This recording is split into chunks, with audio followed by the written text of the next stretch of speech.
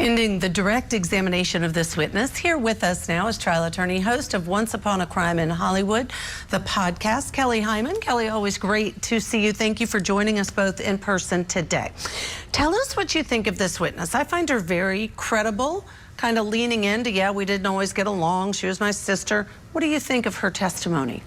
It was very smart of the prosecution to talk about the conflict, because when the defense gets up and starts asking her questions on cross-examination, they're going to try and poke holes to see what is her motivation, what's going on there. And so one of the things potentially, oh, there was a conflict, that potentially she has ulterior motivation. But going to your point, she came across as very believable, concerned about her sister, and a very compelling and strong witness for the prosecution. Yeah, I think she portrayed the family well. You know, she seemed like a happy person. She portrayed Melissa very well in terms of the type of person she was. Her purpose for being there seemed to be this idea of this, not witnessing, but at least in very close proximity to this domestic violence event. In opening statements, the state said this was a case about domestic violence. They're really hanging a lot of their hopes on the idea that this guy was abusive, therefore he committed this murder. What do you make of that?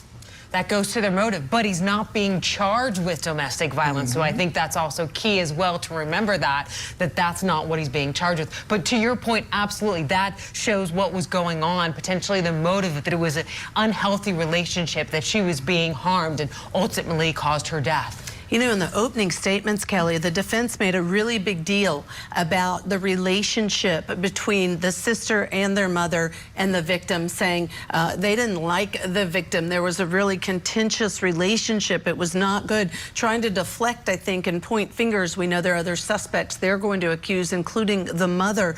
The reasonable doubt piece, if you were going to cross this witness knowing that, what would you focus on? I would focus on something that's going to help the case. So I would focus on something that's going to help substantiate that position as well.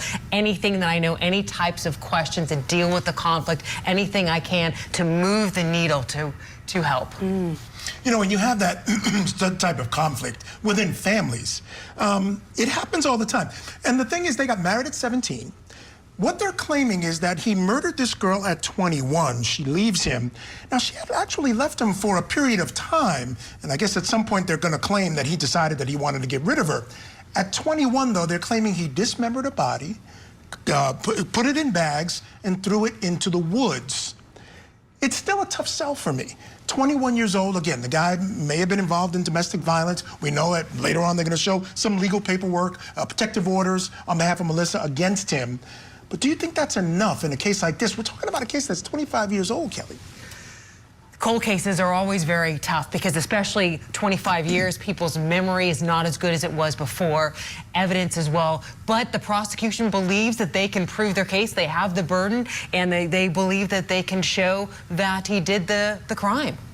Kind of an interesting dynamic between him and his attorney. Michael pointed out earlier they were kind of chatting and laughing, and you just saw a clip that we've been showing of the attorney going over and straightening his tie and getting him all ready for the jury to come in. You can see it right here. I'm assuming the jury's not in there, Michael. I don't really know that, but it's just an interesting dynamic and relationship, and I think if a juror sees this, I think they would receive it positively, like, oh, this is just a nice, normal guy sitting at the defense table with his attorney. Yeah, that's absolutely. And we have to always remember that when we're looking at these types of trials, in some ways it is theater. The jury is going to be watching him, looking at the defendant, see how he is, how does he present himself, and think in his mind, going to your point, did he really at 21 years old take his wife and chop her up, this guy that's in a wheelchair, that has his tie on, that looks innocent? Yeah, so he's 48 now, and watching that happen, Judge, I'm thinking, he looks kind of like a kid. Bringing our guest, still with us, trial attorney and host of Once Upon a Crime in Hollywood podcast,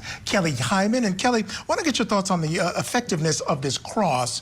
It's clear some of the things he wanted to bring out. I think he brought out some interesting sort of discrepancies in her testimony. We're seeing a little bit different Tina May. So, you know, then she was nice and wonderful on the one hand on direct. Now we're seeing a little bit different. What do you make of the cross? She's coming across as much more feisty would be the word that I would use. Now, on the cross-examination, the whole point is to poke holes at what she said, but then also potentially score points on what you want as a defense attorney. And so this defense attorney obviously is going straight for the father. The father did this, but I don't believe that he's scoring a lot of points, because at the end of the day, is it really going to push the needle? I don't think so. I don't think so either. I feel like maybe it wasn't that useful. But the other thing I'm taking away from this is this family is exceedingly protective of one another. They have been going after this cold case for years and years and years to catch the killer, they being the sister and the mother. And now this sister, she is defending her father and saying no way would he ever do it, and he would kill anybody that came after his family. Again, could that be something the jury takes as a positive in terms of they protect each other? Blood is thicker than water, as some people would say, and so they circle around each other and protect the family first, and then from the outsiders as well. So definitely could see that as a positive for them.